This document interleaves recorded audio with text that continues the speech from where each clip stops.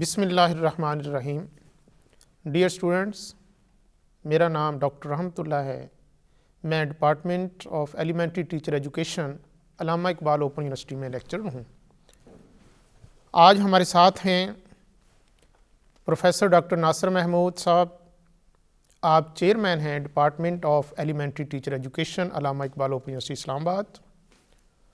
ہمارے دوسرے مہمان ہیں ڈاکٹر فضل الرحمان صاحب۔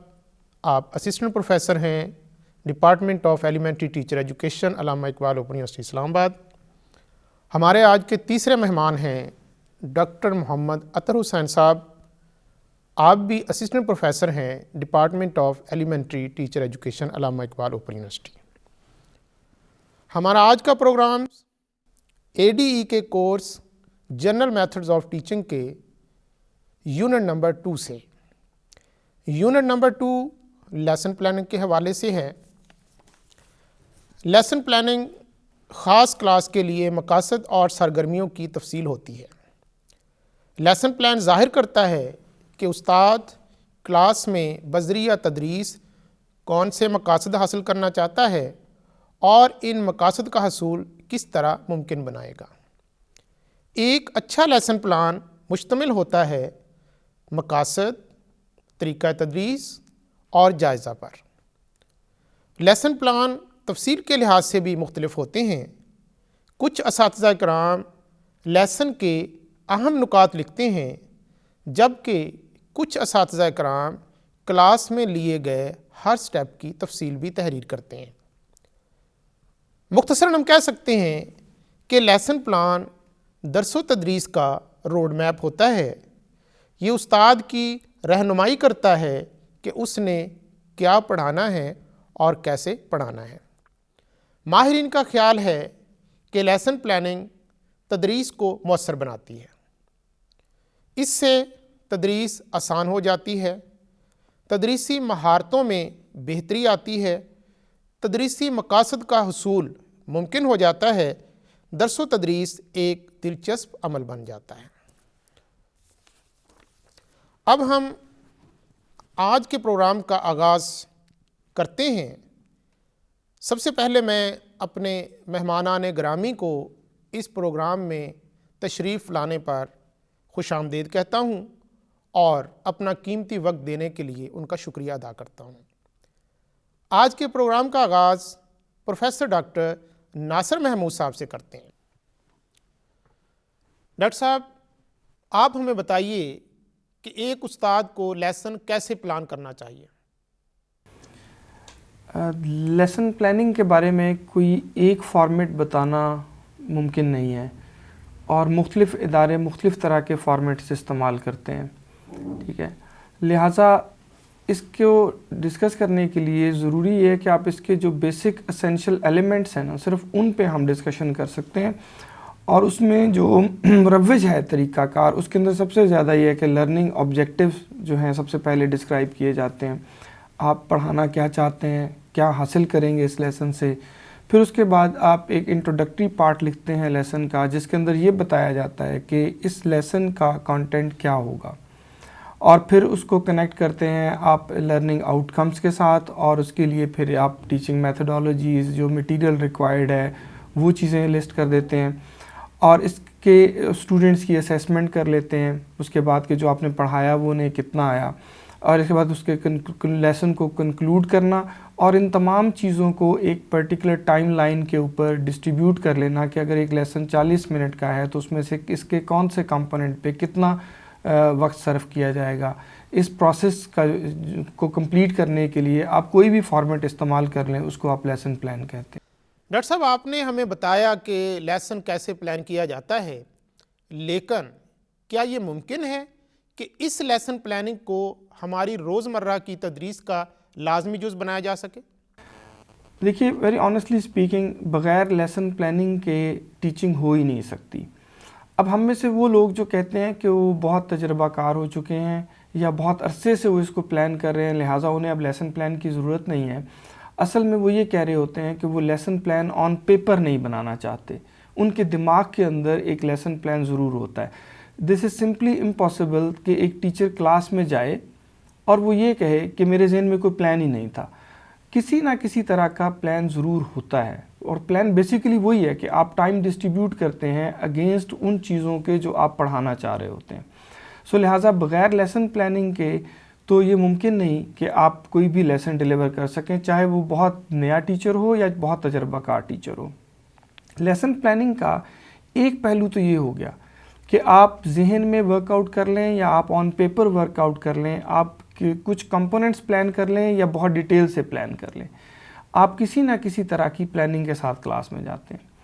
اگر آپ اس کو انڈیویجول سے ہٹا کے ایک آرگنائزیشن کے کانٹیکسٹ میں دیکھیں تو آرگنائزیشنز میں لیسن پلان کا مقصد ایک انڈیویجول کی ہیلپ سے ذرا زیادہ ہوتا ہے.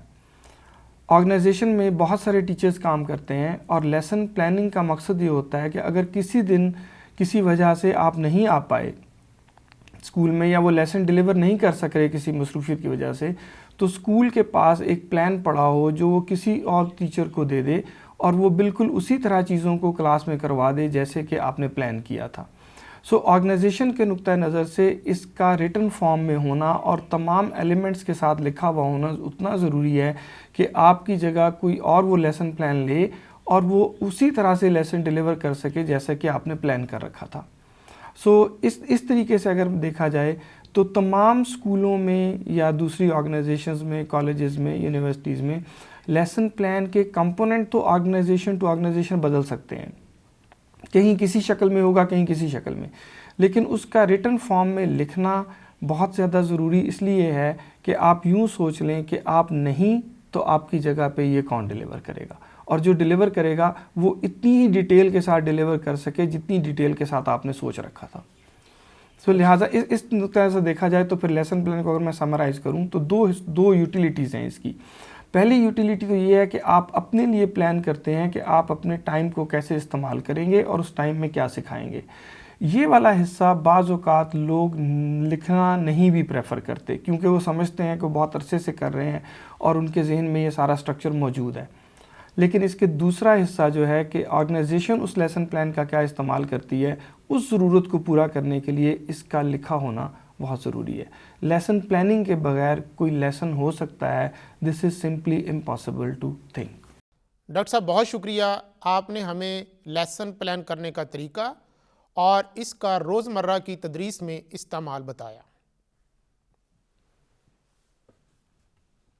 جی اب ہم بات کرتے ہیں ڈاکٹر محمد اطہر حسین صاحب سے.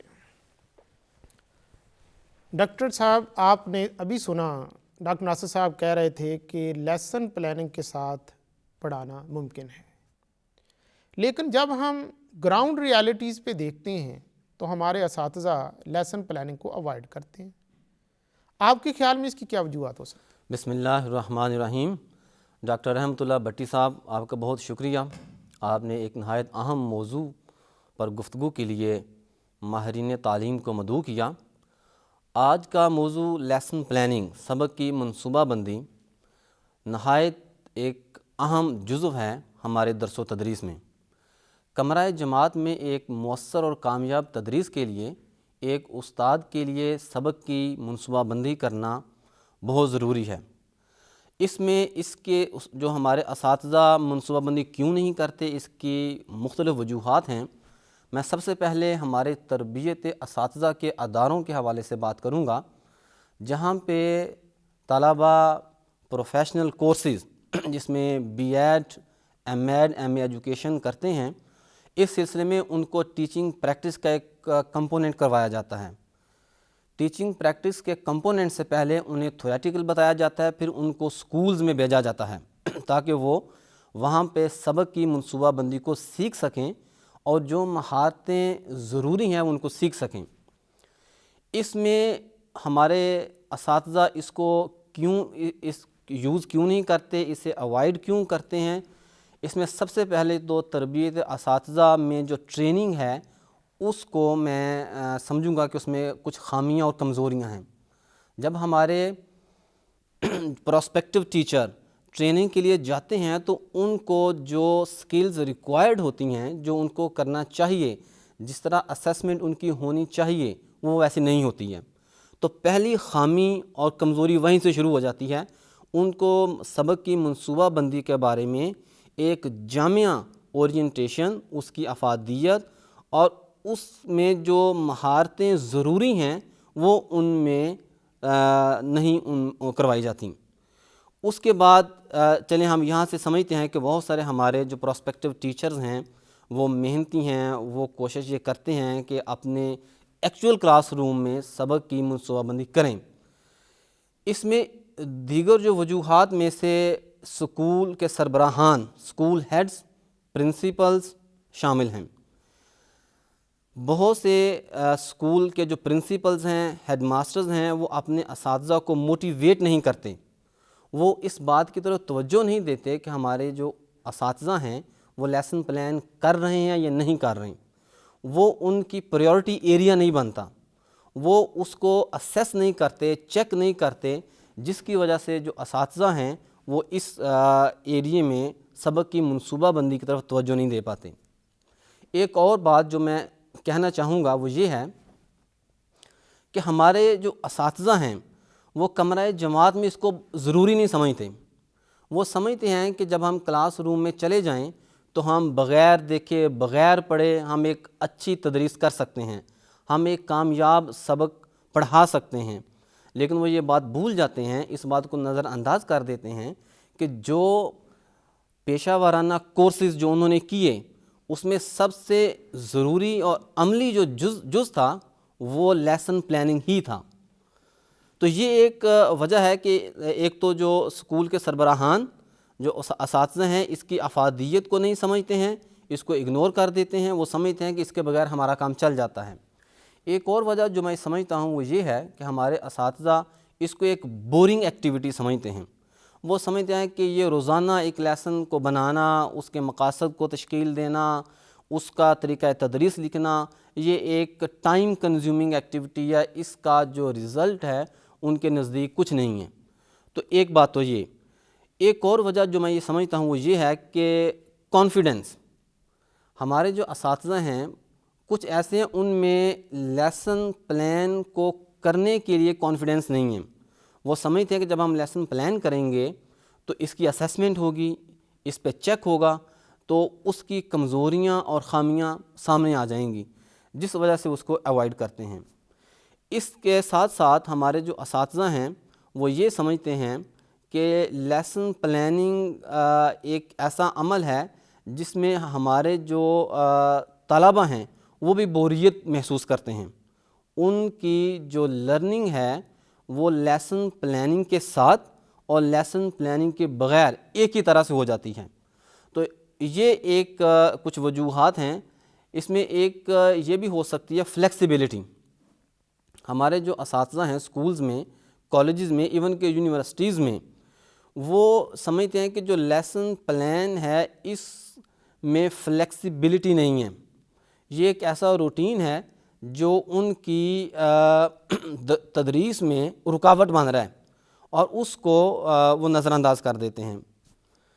اس کے ساتھ ساتھ میں یہ کہنا چاہوں گا کہ ہمارے جو سکولز میں، کالجز میں اور یونیورسٹیز میں جو طلبہ ہیں ان کی جو بیک گراؤنڈ ہے وہ ڈیفرنٹ ہوتی ہے۔ ان کی economic, social, cultural back ground different ہے، ان کا لرننگ لیول ڈیفرنٹ ہے، ان کی جو ایج لیول اور ان کی جو مینٹل لیول ہے وہ بھی ڈیفرنٹ ہوتے ہیں۔ تو ہمارا جو ایک استاد ہے جب وہ لیسن پلان کے لیے اس کو موٹیویٹ کیا جاتا ہے تو وہ ان تمام چیزوں کو کرنے کے لیے آمادہ نہیں ہے، وہ تیار نہیں ہوتا کہ کیسے بچوں کی جو بیک گراؤنڈ ہے اس کو مد نظر رکھ کے ہم ایک منصوبہ بندی وہ کریں، اس کے لیے وہ تیار نہیں ہو پاتا ہے۔ اس میں ایک وجہ یہ بھی ہے جو سب سے بنیادی وجہ ہے کہ ہمارے اساتذہ کو لیسن پلاننگ میں ایک مناسب اور جو چاہیے وہ ٹریننگ نہیں دی جاتی ہے۔ یعنی کہ وہ لیسن پلان کیوں کریں گے؟ کیونکہ ان کو پتہ ہی نہیں ہے کہ لیسن پلان کیسے کرنا ہے۔ لیسن پلان کے مقاصد، اس کا طریقہ تدریس، کنٹینٹ کی آرگنائزیشن، اس کی پریزنٹیشن، بچوں کے ساتھ ریلیشن شپ، ایون کہ ایچ اینڈ ایوری ایکٹیویٹی جو استاد نے کلاس روم میں کرنی ہے وہ اس نے اپنے لیسن پلان میں ڈالنی ہے۔ تو یہ ساری جو مہارتیں ہیں یہ ایک استاد کو میں آنی چاہیے ایک لیسن پلان کو کرنے کے لیے؟ کیونکہ ہمارے جو اساتذہ ہیں سبق کی منصوبہ بندی میں کمزوری اور کمزور ان کی وہاں پہ تربیت ہوتی ہے، اس وجہ سے وہ اس کو اوائڈ کرتے ہیں۔ ڈاکٹر صاحب بہت شکریہ، آپ نے لیسن پلاننگ کو استعمال نہ کرنے کی وجوہات بڑی تفصیل سے بیان کی۔ اب ہم بات کرتے ہیں جناب ڈاکٹر فضل الرحمان صاحب سے۔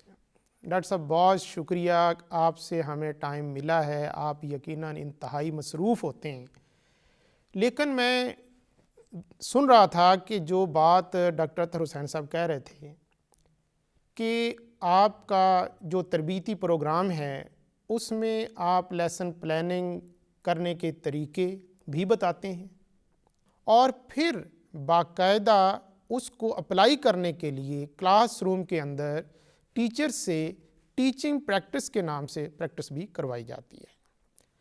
لیکن دیکھا ڈاکٹر صاحب یہ گیا ہے کہ جب آپ کے یہ تربیت یافتہ اساتذہ اداروں میں جاتے ہیں تو وہاں یہ ساری کی ساری جو آپ کی محنت ہے وہ اس کو پس پشت ڈال دیتے ہیں، اور جب انہیں کہا جاتا ہے کہ آپ لیسن پلان کیوں نہیں کرتے تو ان کا جواب ہوتا ہے جی ہم لیسن پلاننگ کے بغیر بھی اچھے نتائج حاصل کر لیتے ہیں۔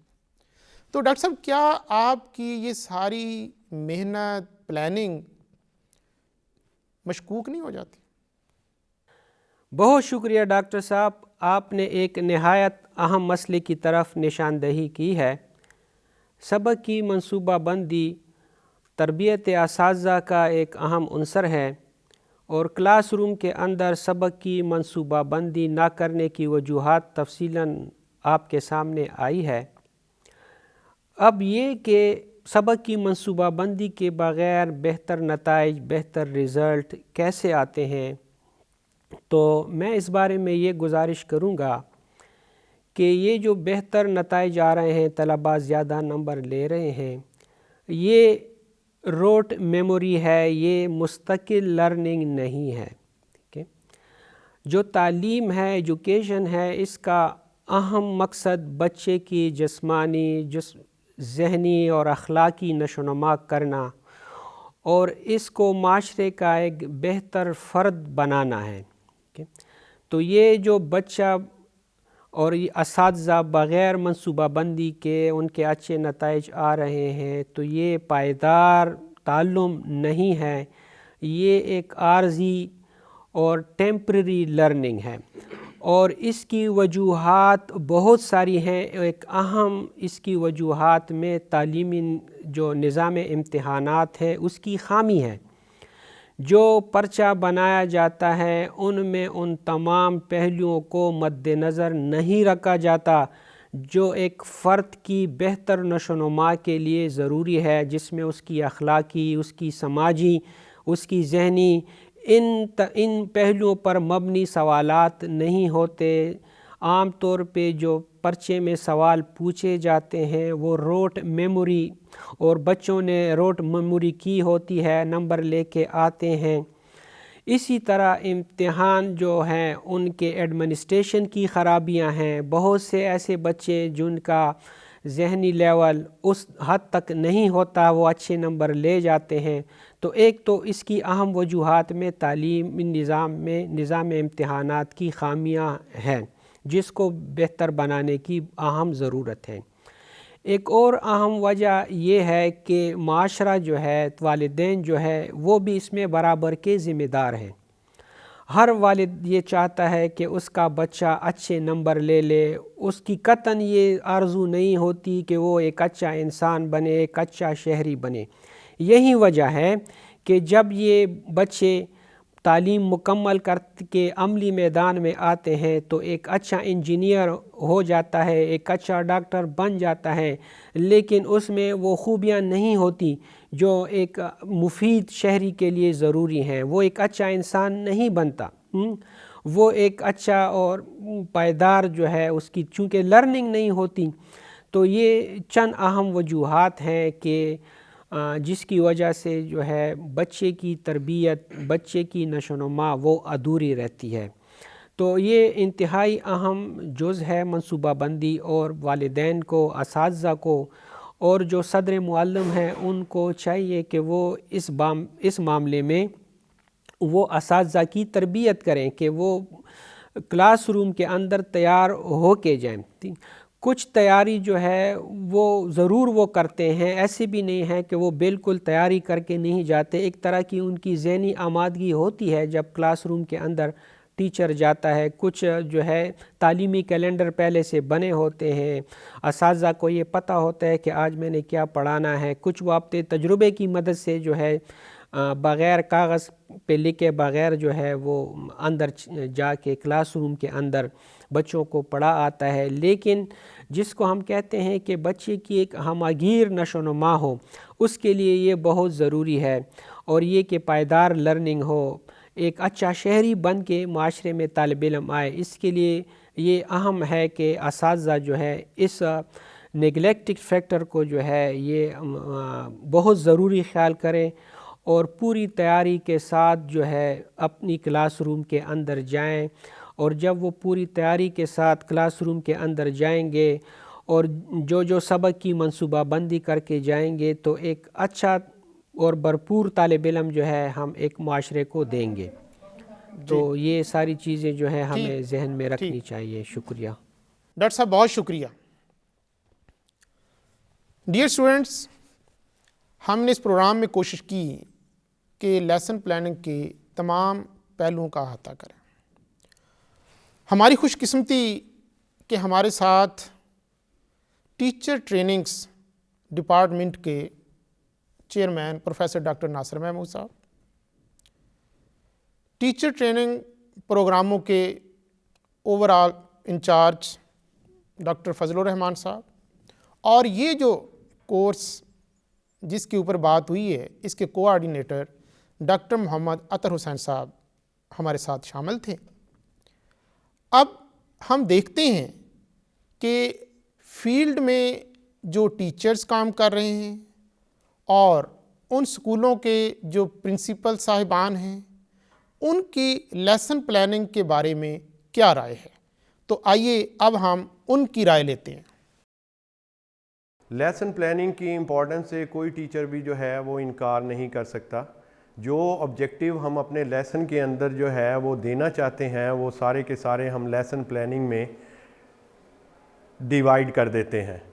اس میں ٹائم ہو گیا، اس کے اندر جو ٹاپک جو ہم پڑھانا چاہ رہے ہیں اس میں کیا ہم ایکچولی اسٹوڈنٹ تک جو ہے وہ کنوے کرنا چاہتے ہیں. اس کے بعد ہمارے اپنی جو لیسن کی ایکٹیویٹیز ہیں وہ اسٹوڈنٹس کو بتاتے ہیں. یعنی ایک ڈسپلن وے ہے ٹیچرز کا کلاس کے اندر جانے میں اور اس کو اپنے لیسن کو جو ہے وہ ڈسکرائب کرنے کے. اکثر یہ بات نوٹ کرتے ہیں کہ ٹیچر کوالیفائڈ ہونے کے ساتھ ساتھ اس چیز کو اگنور کرتے ہیں، لیسن پلان کو فوکس نہیں کرتے ہیں. اور مے بی وہ اپنے آپ کو اتنا کوالیفائڈ سمجھتے ہوں، اتنا اپنے آپ کو کمپیٹنٹ سمجھتے ہوں کہ ہمیں شاید اس کی ضرورت ہی نہیں ہے، ہم خود اتنے اہل ہیں کہ اپنے لیسن کو اپنے طور پہ پلان کر سکتے ہیں. ایک تو یہ ریزن ہو سکتی ہے. اس کے علاوہ ٹیچر کا جو ورک لوڈ ہے سرکاری اداروں میں اور جو پرائیویٹ سیکٹر ہے ان کا تھوڑا سا بہت ڈفرینس ہے. سرکاری اداروں میں ٹیچر کے لیے ورک لوڈ بہت زیادہ ہے اور ٹیچر نے اپنا کورس مکمل کرنا ہوتا ہے، اپنا سلیبس مکمل کرنا ہوتا ہے، اور ممکن ہے اس کو ٹیچر اپنا برڈن سمجھتے ہوں کہ اگر اس فارمل ایکٹیویٹی میں پڑھوں گا تو میرا اتنا جلدی اور ویل ان ٹائم میرا کورس کمپلیٹ نہیں ہو سکے گا. لیسن پلاننگ کے ساتھ ہم پڑھائیں تو ہمارے جو آبجیکٹیوز ہیں وہ ہم بڑی آسانی کے ساتھ اچیو کر سکتے ہیں. فار ایگزامپل لیسن پلاننگ میں ہم سب سے پہلے یہ دیکھتے ہیں کہ بچوں کی اس لیسن کے بارے میں سابقہ معلومات کیا ہے.